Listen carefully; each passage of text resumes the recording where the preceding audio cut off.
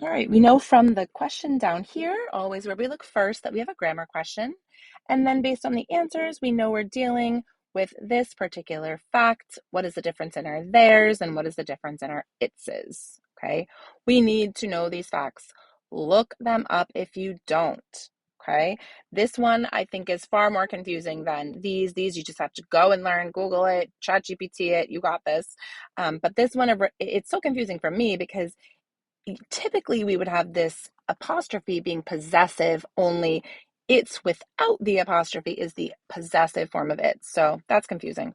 But right away we see that because our blank is in the very first word of that sentence, we actually need to go to the sentence prior to determine which pronoun I'm dealing with. So the question is, right, remember we're pointing back to the subject of this pronoun. So we've got to find what the subject is, and it's somewhere in the sentence before.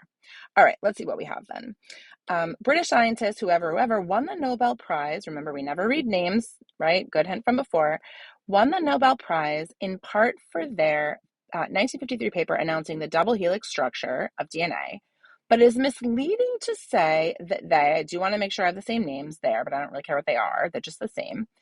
But it is misleading to say that they discovered the double helix. Okay, they discovered.